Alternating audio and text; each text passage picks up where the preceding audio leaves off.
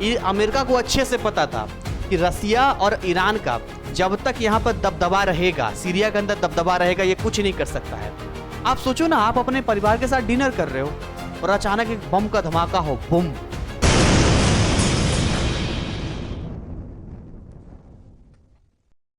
नमस्कार दोस्तों, कैसे हैं आप सभी। आज का हमारा टॉपिक है वर्ल्ड वार 3 और सीरिया का तख्ता पलट।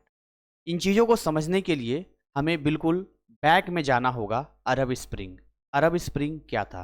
देखिए, बात है ट्यूनीसिया की।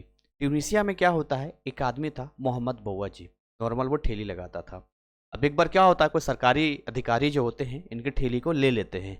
उसके बाद ये बड़ा प्रयास करते हैं कि ठेली इन्हें वापस मिल जाए, नहीं मिलता है, निराश हो जाते हैं और ये क्या करते हैं, फिर ये खुद को देखिए सुसाइड कर लेते हैं, मतलब खुद को आग लगा लेते हैं। ये इतनी बड़ी बात हुई कि पूरे देश को सोचने पर मजबूर कर दिया और झकझोर दिया। और ये जो आग है ना, फैलते फैलते आपका मिस्र, लीबिया, यमन और फिर सीरिया तक पहुंच गया। हर जगह लोग एक ही बात कर रहे थे, हमें आज़ादी चाहिए, हमें लोकतंत्र चाहिए। लेकिन जो सीरिया की कहानी है इससे थोड़ी अलग है। आखिर सीरिया में क्या हुआ? देखिए, सीरिया में दशकों से असद परिवार का शासन था। अगर मैं बात करूं हाफिज अल असद की, तो हाफिज अल असद की जो सरकार थी 1971 में ये आए थे और 2000 में इनका डेथ हो गया था। अब इनकी जो पॉलिसी थी, जो राज करने का सिस्टम था, वो कैसा था? तानाशाही था। कुछ भी कोई आवाज़ उठाता था तो उसे खत्म कर दो। लेकिन इनकी जब मृत्यु होती है 2000 में, तो इनके जो बेटे होते हैं बसद अल असद, ये गद्दी पे आते हैं। इसके बाद जनता में एक नई होप आती है कि चलो नई सरकार आई है, मतलब नया चेहरा आया है, तो शायद जनता के लिए कुछ अच्छा करेंगे। लेकिन ये भी अपने फादर की तरह वही सेम पैटर्न तानाशाही को फॉलो करते हैं। अब धीरे धीरे आप जानते हैं कैसे चीज़ें फैलते जाती है। जनता जब नाराज होती है, आप जानते हैं कि जनता के बीच में जब आक्रोश बढ़ता है तो एक लंबे टाइम के बाद एक बड़ा रूप ले लेता है। यहाँ पे अब कोई भी आदमी कुछ भी आवाज़ उठाएगा तो भाई सरकार इनकी है, पुलिस इनकी है, प्रशासन इनका है, सब कुछ इनका है। तो आप समझ सकते हैं किस तरह दबा दिया जाएगा। लेकिन फिर भी मैं कुछ ऐसे पॉइंट यहाँ पर बताना चाहूँगा जनता किस तरह परेशान थी। सबसे पहला पॉइंट था आर्थिक समानता, यानी कि कुछ लोगों के पास पैसे थे तो बहुत ज़्यादा थे और बाकी लोग गरीबी में और गरीब होते जा रहे थे। दूसरा था करप्शन, भ्रष्टाचार, यानी कि सरकारी काम अगर कुछ भी करवाना होता था इनके टाइम में, तो इनके जितने भी सरकारी ऑफिसर्स होते थे बिना रिश्वत लिए काम नहीं करते थे। आज़ादी नहीं थी लोगों के पास, अगर कोई आवाज़ उठाता था तो उनको दबा दिया जाता था। और इसी में होता क्या है कि एक बड़ा रूप लेते हुए इनके खिलाफ एक प्रदर्शन किया जाता है जिसमें ये गोली चलवा देते हैं और हजारों लोग इसमें मारे जाते हैं। और यही इनके गृह युद्ध की शुरुआत होती है जो 2011 में देखने को मिली। कब मिला था? 2011 में जो गृह युद्ध देखने को मिला है इनके खिलाफ में, इसी में हुआ था। हालांकि इनको बहुत सारा सपोर्ट था जिसको दबा दिया गया। वापस 2024 में ये तख्ता पलट होता है जो आज की डेट में आप देख रहे हैं। अब यहाँ ईरान की एंट्री कैसे होती है, इसको समझने से पहले आपको रूट में जाना पड़ेगा। ये जो असद फैमिली है ये बेसिकली सिया मुसलमान हैं और ये सीरिया के अलवाइट समुदाय से आते हैं। तो अब इनका जो पूरा सिस्टम ये था कि पूरे सरकारी व्यवस्था में जितने भी अलवाइट समुदाय के लोग थे उन्हीं को इन्होंने अच्छे अच्छे ऑफिसर्स, अच्छे अच्छे जॉब दिया, जिससे बाकी जनता में काफ़ी आक्रोश आ गया यहाँ पे। अब इनको कैसे सपोर्ट मिलता है ईरान से, इसको समझना पड़ेगा। ईरान सिया क्रांति को लेकर हमेशा आगे रहा है, यानी कि ईरान का कहना है कि हम जितने भी मुसलमान पूरी दुनिया में सिया मुसलमान हैं उनको सपोर्ट करेंगे ताकि सिया मुसलमान ज़्यादा मजबूत हो सके। अब यहाँ पर देखिए, सीरिया के अंदर जो सरकार थी यहाँ पर असद परिवार की, वो बेसिकली अलवाइट समुदाय यानी कि सिया मुसलमान थे। तो ऑटोमेटिकली जो ईरान है इनको सपोर्ट करता था। और केवल इतना ही नहीं, इसके पीछे और भी कारण है जो मैं आपको क्लियर करना चाहूँगा। यहाँ पर देखिए, आपको दिख रहा है इजराइल। इजराइल से बड़ी दुश्मनी है इनकी, क्योंकि ये यहूदी देश है और ये मुसलमान देश है। तो ईरान जो है वो कभी भी इजराइल का भला नहीं चाहता था, ना ही वो इसे किसी देश के रूप में देखता है। तो इसीलिए यहाँ पर इनके जस्ट बगल में, इजराइल के बगल में सीरिया इनका एक वफादार साथी था। सीरिया का एक और रोल था यहाँ पे, वो ये था कि ईरान को अगर यहाँ लेबनान पहुंचना है, लेबनान मीन्स व्हाट, यहाँ हिजबुल्लाह को अगर सपोर्ट करना है तो वो सीरिया से होकर ही आएंगे।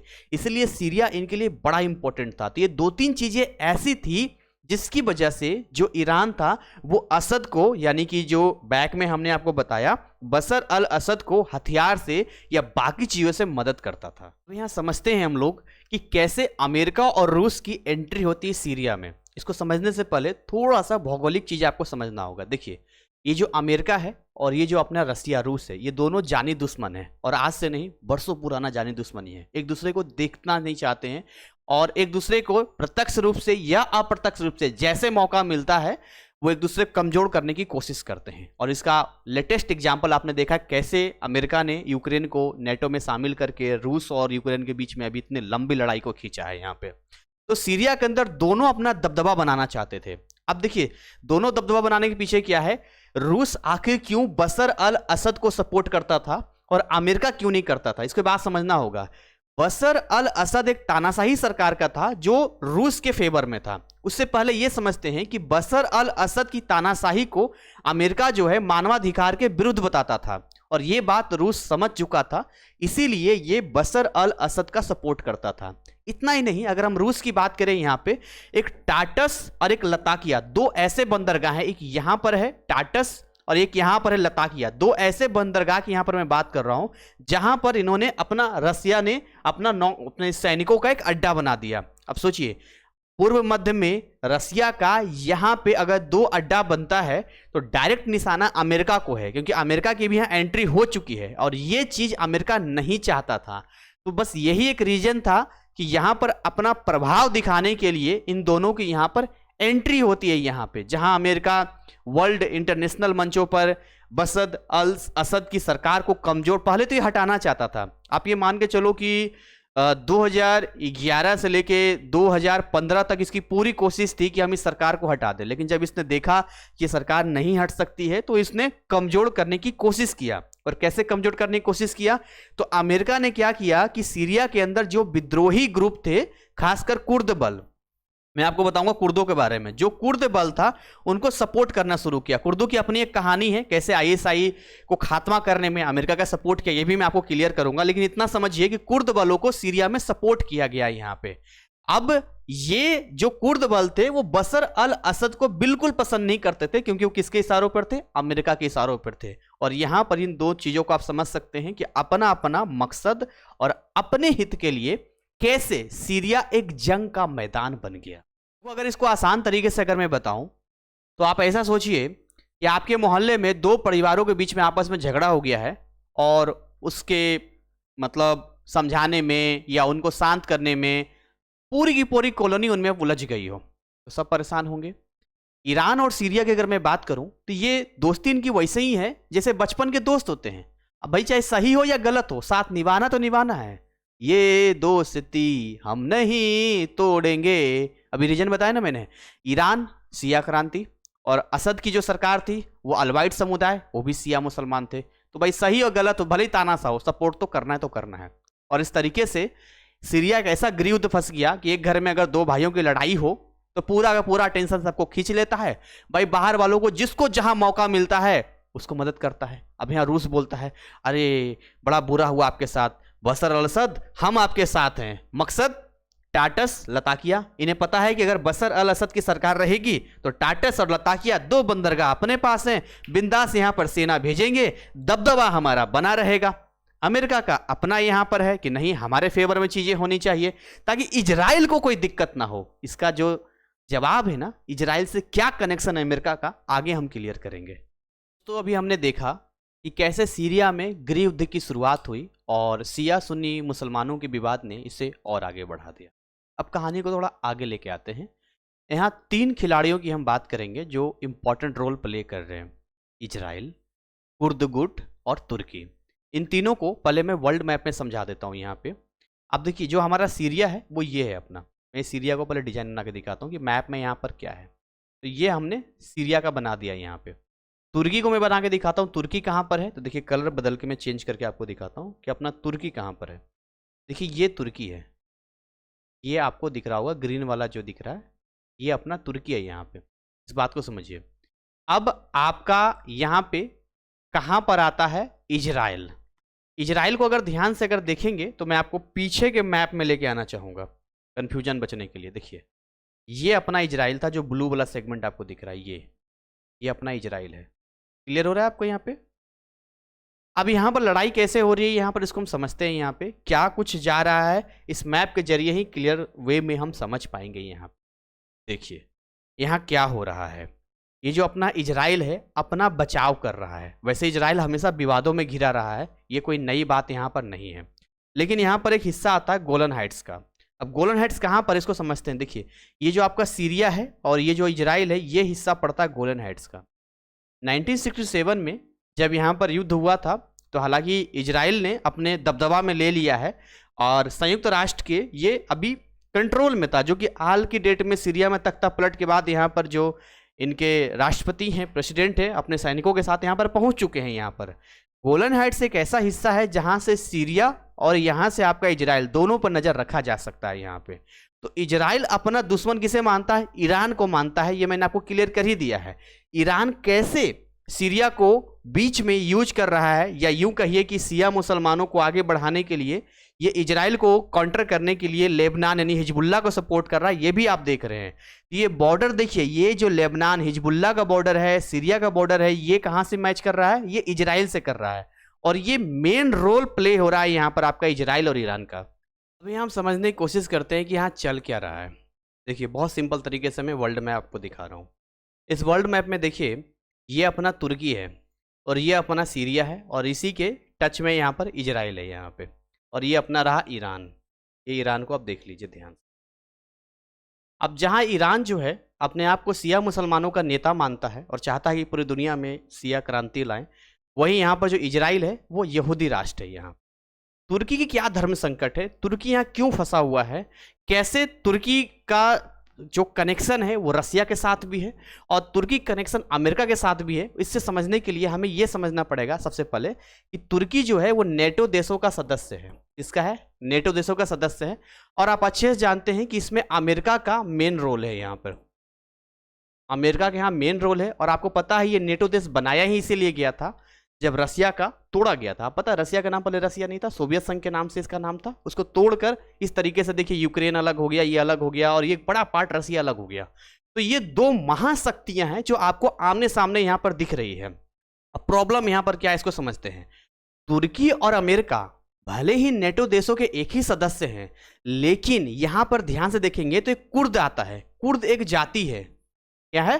कुर्द एक जाति है जो किन किन कंट्रीज में है, तुर्की के अंदर है, सीरिया के अंदर है, इराक के अंदर है और ईरान के अंदर है। और शुरू से ही इन्होंने एक अलग स्वतंत्र देश मांग की है, कुर्दिस्तान।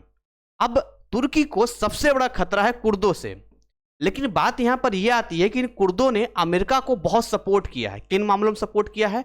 तो आपको ध्यान होगा कि आईएसआई का जो आतंकवादी संगठन जिसे दुनिया मानती है, वो जब सीरिया के अंदर एक्टिव हुए थे तो अमेरिका ने इन्हीं कुर्द बलों की वजह से, इन कुर्द बलों से मिलकर उन आईएसआई के सारे तमाम आतंकवादियों को खत्म किया था यहाँ पे। तो कुर्द जो हैं वो अमेरिका के अच्छे खासे मित्र मान सकते हैं, जिन्हें तुर्की आतंकवादी कहता है या सीरिया के अंदर इन्हें विद्रोही गुटों के नाम से भी जाना जाता है यहाँ पे। तो सीन यहाँ पर यह हो रहा है कि तुर्की क्या चाहता था? तुर्की चाहता था इस सीरिया के अंदर एक ऐसी सरकार बने जो कुर्दों को दबाए, यानी कि कुर्दों को, जैसे कुर्द कहां कहां बसे हुए, जो बॉर्डर आपको दिख रहा है ना, यहां पर ये कुर्द यहां पर ज्यादा है यहाँ पर। तो कुर्दों की वजह से तुर्की को सबसे बड़ा खतरा, ये तो बात समझ में आ गई। अब ये सरकार कैसा चाहते थे? सरकार चाहते थे कि जो इनके अकॉर्डिंग काम करे। तो जो अभी तख्ता पलट हुआ है उसमें तुर्की का बड़ा रोल है, यहाँ पे बड़ा रोल है, क्योंकि चिढ़ते थे कुर्दों से। अब अमेरिका अगर सपोर्ट करता है यहां सीरिया में कुर्दों को, जो कि करेगा ही करेगा, तो ऐसे कंडीशन में तुर्की के पास धर्म संकट यह है कि इनडायरेक्टली तुर्की अमेरिका के आमने सामने आ जाएगा। तो तुर्की का रसिया और ये ईरान दोनों के साथ गठबंधन हो जाएगा, ये 101% चांस है। और ऐसे कंडीशन में जो हमारा सीरिया है वो एक ऐसी जगह बन जाएगा जहां एक तरफ रसिया, ईरान, तुर्की होंगे, वहीं दूसरी तरफ हमें देखने को मिलेगा अमेरिका। और अमेरिका पता है अकेला नहीं होता, नेटो देशों के साथ ही होता है यहाँ पर। और ये वर्ल्ड वार 3 का रूप लेने के चांसेस यहाँ पर बन रहे हैं। तो यहाँ जो बातें मैं आपको समझा रहा हूँ वो मैं बस इतना समझाने की कोशिश कर रहा हूँ कि किस तरीके से सीरिया के अंदर ये प्रॉब्लम क्रिएट हो रहा है। यहाँ पर आज की डेट में देखिए, बशर अल असद की सरकार तख्ता पलट के बाद कहाँ चली गई? रसिया चली गई और वहां पर मॉस्को में चली गई। अब आप अच्छे से जानते हैं कि तख्ता पलट से पहले सीरिया में सरकार बदले, अमेरिका भी चाहता था, तुर्की भी चाहता था, लेकिन पहले किसने कर दिया? तुर्की ने यहां पर कर दिया। इस बात को बड़ी गहराई से आपको समझना पड़ेगा।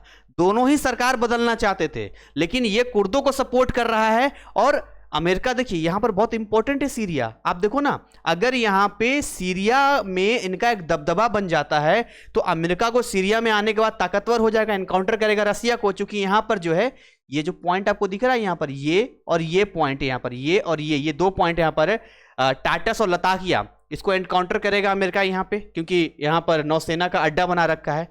इसके अलावा जो यहां पर इजराइल है ना, ये इजराइल कंट्री है, इससे अमेरिका का बड़ा कनेक्शन है। कैसे कनेक्शन है? देखिए, इजराइल एक यहूदी देश है और ऐसा माना जाता है कि जो अमेरिका में यहूदियों की संख्या है, जो वोट जब होता है, सरकार बनती है, तो उन पर एक दबाव है। इसके अलावा ये जो आपके अमेरिका में इसका इस्लाम नहीं, क्या बोलते हैं, क्रिश्चियन है ना, क्रिश्चियन जो है वो पवित्र जगह मानते हैं, यहाँ पवित्र जगह मानते हैं इजराइल को। तो इस कंडीशन में जब 1946 में आपका इजराइल बना था तो किसी देश ने सपोर्ट नहीं किया था, लेकिन अमेरिका ने सपोर्ट किया था कि हम तुम्हें देश मानते हैं। और इसी वजह से अमेरिका इजराइल को शुरू से सपोर्ट कर रहा है, कोई नई बात नहीं है। चाहे वो पैसा हो, हथियार हो, इजराइल की टेक्नोलॉजी काफ़ी हाई है और अमेरिका भी है, तो दोनों मिलकर काम कर रहे होते हैं यहाँ पे। तो इस वे में हमें ये समझना है कि अमेरिका ये चाहता है कि सीरिया इसके प्रभाव में रहे ताकि इजराइल को कोई दिक्कत ना हो। इजराइल को क्या प्रॉब्लम आ रहा है? देखो, इजराइल को भाई प्रॉब्लम इसलिए आ रहा है ना कि यहाँ जो हिजबुल्ला है, यहाँ जो आपको दिख रहा है जो हिजबुल्ला है ना, ये सिया है, ये ईरान की बात मानता है। ईरान हो गया इसका दुश्मन। और सीरिया से अगर सीरिया में अगर ईरान का प्रभाव होता है, इनडायरेक्टली तुर्की का प्रभाव होता है, तो बड़ी आसानी से सीरिया में घुसेगा, हिजबुल्ला को सपोर्ट करेगा। और ये हिजबुल्ला के साथ, सीरिया के साथ मिलकर, ये सब मिलकर जो है किसको परेशान करेंगे? इजराइल को परेशान करेंगे। तो ये पूरी की पूरी कहानी यहाँ पर इस चीज को लेकर घूम रही है। अपना अपना हित है सबका, यहां पर कोई किसी के वो में नहीं है। तुर्की अपने पक्ष में है, ये अपने पक्ष में है, रसिया अपने पक्ष में है। हालांकि डायरेक्टली चाइना का भी रोल हो सकता है, पर डायरेक्टली कभी चाइना नहीं आएगा यहाँ पे। तो रसिया जिस तरीके से भी है, मुझे पूरा विश्वास है कि सपोर्ट करेगा। अभी तो अमेरिका ने क्या किया, एक तरह से उलझाया। आप सोचिए ना, इसका दुश्मन कौन है? रसिया है। इसका दुश्मन कौन है? ईरान है। अमेरिका को अच्छे से पता था कि रसिया और ईरान का जब तक यहां पर दबदबा रहेगा, सीरिया के अंदर दबदबा रहेगा, ये कुछ नहीं कर सकता है। इसलिए इसने बड़े ही चालाकी से, आप ध्यान से देखिए, जो अपना रसिया के बगल में यूक्रेन है, ये जो दिख रहा है आपको, ये वाला यूक्रेन दिख रहा है, इसको नेटो में इनवाइट कर दिया ना। रसिया ने क्या कहा कि भाई कुछ दिक्कत हमें नहीं है, बस आप नेटो में नहीं सदस्यता मत लो। और इसने कहा हम लेंगे, तो इसको इससे उलझा दिया। अब ये बिजी है, रसिया और यूक्रेन लड़ाई में बिजी है, समझ रहे हो। ईरान को अलग ही आर्थिक प्रॉब्लम, मतलब आर्थिक स्थिति में कमजोर कर दिया, चाहे अलग अलग मुद्दा यहाँ पर हो। तो इन दोनों को भटकाने काम अमेरिका ने किया है यहाँ पे। अब जैसे ही, जब तक असद की सरकार क्यों मजबूत थी यहाँ पे? क्योंकि रसिया का पूरा सपोर्ट था यहाँ पे, ईरान का पूरा सपोर्ट था यहाँ पे। जैसे ही रसिया का सपोर्ट कम हुआ, ईरान यहाँ अकेला पड़ गया। अब ईरान की जो एक आदत कही है, ये जो कही है यहाँ पे, ये पूरा का पूरा टारगेट कर रहा है, इजराइल को कर रहा है यहाँ पे। अब ऐसे कंडीशन में जैसे ही हुआ, मौका मिला और यहाँ पर सत्ता को तख्ता पलट कर दिया गया। ये मेन रीजन था। अगर आप इसको गहराई से समझेंगे तो आपको यही समझ में आएगा यहाँ पे कि बेसिकली रसिया और ईरान की जो ताकतें जब सीरिया के अंदर कम हुई, तब यहां मौका मिलता है तख्ता पलट करने का। और आज की डेट में मुझे ऐसा लगता है कि तुर्की को यही लग रहा है कि हमारे फेवर में है, लेकिन अगर उनके फेवर में सरकार नहीं हुई तो बड़ी दिक्कत हो जाएगी। और उससे पहले मुझे नहीं लगता है कि अमेरिका यहां पर कुर्दों को सपोर्ट करना छोड़ेगा, ठीक है। और इन्हीं कुर्दों का दुश्मन है तुर्की, और इनडायरेक्टली जब ये आमने सामने आएंगे, घमासान लड़ाई होने वाली है। दोस्तों, सीरिया के इस बड़े संघर्ष की कहानी तो हमने समझ लिया, लेकिन सोचिए, क्या ये जो लड़ाई है केवल सीरिया तक रुक जाएगा? नहीं, ये पूरी दुनिया के हर उस देश तक इफेक्ट करेगा। और भारत जो शांति की बात करता है, हमारा देश, वो भी इससे अछूता नहीं रह पाएगा। आइए समझते हैं कैसे। देखिए, जितने भी गल्फ कंट्रीज हैं, मतलब मध्य पूर्व एशिया के देश हैं, वो तेल के सबसे बड़े सप्लायर हैं। ऐसे कंडीशन में जो अपना तेल का दाम है, ये बहुत तेजी से आसमान छुएगा, क्योंकि यहाँ पर सप्लाई रुक जाएगा। जब सप्लाई रुक जाएगा तो भारत के अंदर भी क्या होगा, या और भी देश होंगे जिसके अंदर जब सप्लाई कम होगा, जिस चीज़ की सप्लाई कम होती है उसका रेट बढ़ जाता है। अब सारा ट्रांसपोर्ट गाड़ियों से होता है, जिसके अंदर इन्हीं तेलों का, डीजल पेट्रोल का इस्तेमाल किया जाता है। तो इनडायरेक्टली सब्जियाँ, सामान, खाने पीने की चीज़ें, हर चीज़ की कीमत बढ़ जाएगी, यानी महंगाई अपने चरम सीमा पे आ जाएगी। इसका असर केवल और केवल वहीं नहीं पड़ रहा, देख रहे हो, महंगाई यहाँ पर बढ़ रहा है, भारत भी होगा। अब देखो, जो ISI वाले लोग, ISI का है यहाँ पे, जो अभी शांति से कमजोर है, इनको मौका मिलेगा। अगर ये एक्टिव हो गए तो सोच लो पूरी दुनिया में क्या तबाही आने वाली है। ठीक है, जिसको अमेरिका ने कुर्द बलों की सपोर्ट से सीरिया के अंदर दबाया है ना, वो अगर ये जाग गए ना, आपस में झगड़ा कर, इनको ही मौका मिल जाएगा। इनको कोई रहेगा ही ना, जब आपस में झगड़ा कर रहे हो तो इनको दबाने वाला कौन होगा, ये भी एक्टिव हो जाएंगे। और तीसरा जो ये है, शीत युद्ध की शुरुआत हो जाएगी यहाँ पर। कोल्ड वार जिसको कहते हैं, शीत युद्ध है, जहाँ एक तरफ आपको रूस देखने को मिलेगा यहाँ पर, दूसरी तरफ अमेरिका होगा यहाँ पर, जो अपनी अपनी शक्तियों को मजबूत और एक दूसरे को ऊपर दिखाने की कोशिश करेगा यहाँ पर। अमेरिका के साथ जहाँ पर आप देख सकते हैं नेटो जैसे ग्रुप हो जाएगा यहाँ पर, और जहाँ रूस के साथ हम देख सकते हैं यहाँ पर ईरान आ जाएगा यहाँ पर। कोई बड़ी बात नहीं कि चीन भी इनडायरेक्टली इसमें सपोर्ट कर जाए, तुर्की भी इधर आ जाए, कोई बड़ी बात नहीं है भाई साहब, कोई बड़ी बात नहीं है। काहे को टेंशन है यहाँ पे, सब एक दूसरे के आ जाएंगे। तो अब देखो ना कितने देश आपस में आ जाएंगे, कितने देश आमने सामने आ जाएंगे। यहाँ इजराइल भी इसके साथ में, ये इजराइल भी यहाँ पर, हम भी यहाँ पर लड़ लेंगे। और बताओ, तो देखो क्या सीन क्रिएट हो रहा है यहाँ पर, तीन चीजें यहाँ पर। तो पूरी दुनिया, मतलब अगर सीरिया में ये चीजें नहीं थमती है, अगर मतलब ये मान के चलो कोई रास्ता नहीं निकाला जाता है, तो दुनिया का हर वो देश प्रभावित होगा जो डायरेक्ट या इनडायरेक्ट हो, इससे नहीं भी जुड़ा है ना, वो भी परेशान हो जाएगा। अब एक सवाल यहाँ पर आता है, क्या वर्ल्ड वॉर 3 को टाला जा सकता है? जी हाँ, अगर बड़े देश समझदारी से बात करें ना, तो इसे टाला जा सकता है। इसमें भारत की क्या भूमिका हो सकती है? देखिए, भारत एक मीडिएटर की तरह काम कर सकता है, शांति और बातचीत का रास्ता दिखा सकता है। भारत और क्या कर सकता है? यूएनओ में, इंटरनेशनल मंचों पे, या दो देशों के बीच में बात करके उनकी समस्याओं को एक दूसरे को समझाने की कोशिश कर सकता है। यानी अगर बातचीत हुई तब जाकर ये संभावना है। हालांकि मुझे नहीं लगता है कि दोनों बड़ी शक्तियां आपस में डायरेक्टली आएंगी। रीजन ये है कि दोनों को पता है कि भाई दोनों ही बर्बाद हो जाएंगे, लेकिन इसको प्रॉक्सी वार कहते हैं। एक ऐसी लड़ाई जो इनडायरेक्टली किसी और के कंधे पे बंदूक रख के लड़ा जाता है, और यही खेल यहाँ पर चल रहा है। जंग कहाँ जरूरी होता है? जहां किसी देश को अपनी बचाना हो, या आजादी चाहिए, या कोई किसी ने अटैक कर दिया हो। लेकिन जंग बॉर्डर पर हो तभी अच्छा है। लेकिन जब ये सिविलियंस तक पहुंच जाता है, भाई बच्चों का क्या इसमें, इन आम नागरिकों का क्या इसमें कसूर है? बताओ क्या कसूर है? आप सोचो ना, आप अपने परिवार के साथ डिनर कर रहे हो और अचानक एक बम का धमाका हो, बुम, क्या आप अपनी अगली सांस की गारंटी दे पाएंगे? हमेशा डर लगता रहेगा, पता नहीं कब बम का आ जाए। और यही तो हो रहा है यहाँ पर। रसिया हवाई हमले कर रहा है, इजराइल इसके अंदर कर रहा है। मतलब सीरिया एक ऐसा जगह बन गया है कि कोई भी अपने फायदे के लिए, रसिया हवा वहां से हवा से जो है अटैक कर दे रहा है, इजराइल कर दे रहा है, उधर से अमेरिका के कर देगा। किसका जाएगा? किसी का कुछ नहीं जाएगा। लेकिन यहाँ जो यहाँ के निवासी है ना, जो यहाँ के लोग हैं ना, ये जरूर यहाँ पर परेशान होंगे, इनको जरूर समस्या आ रही है यहाँ पे। और यही हाल सीरिया के अंदर हर रोज लोगों के सामने आ रहा है। सोचो, तुर्की की जो कहानी मैंने बताई थी ना, तुर्की के अंदर सीरिया से 40 लाख शरणार्थी गए हुए हैं। और तुर्की इसलिए अपने फेवर में सरकार चाहता है ताकि उन शरणार्थियों को वापस भेज सके। तो ये जो शरणार्थी कहाँ जाएंगे, किस देश में जाएंगे, और कहाँ तक सही अपने देश को छोड़कर जाना? एक बार आप अपने लाइफ को उनसे तुलना करके देखिए। हम ऑफिस जाते हैं, बच्चों को स्कूल छोड़ते हैं, और बच्चे फिर वापस आते हैं, हम भी ऑफिस से वापस आते हैं, सुकून से घर में बैठते हैं, टीवी देखते हैं, न्यूज़ देखते हैं, मस्त होकर खाते हैं। लेकिन वहाँ सुबह हो या शाम हो, बम गोलियों की आवाज़ें चल रही है। क्या बच्चे स्कूल जा पाएंगे? बच्चों ने स्कूल जाना छोड़ दिया। कोई सुरक्षा ही नहीं है यहाँ पे। रात को सो रहे हैं तो अगली सुबह देख भी पाएंगे कि नहीं देख पाएंगे, इसकी कोई गारंटी नहीं है यहाँ पर। क्या जंग इतना जरूरी है? अगर दो देशों के बीच हो ना तो समझ में आता है, लेकिन यहाँ तो देखो ना, यहाँ तो अपने अपने हितों के लिए हर कोई यहाँ पर एक अड्डा बना दिया है। जैसे कहते हैं ना कि शराब पीना हो तो अपने घर में तो कोई गंदगी नहीं फैलाएगा, शराब छोड़िए, कोई गंदगी फैलाना हो तो बाहर कचरा फेंक देगा।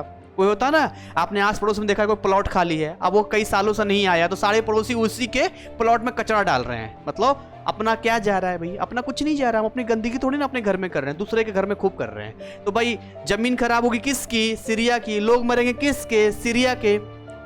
बस अपना अपना हित पूरा होना चाहिए।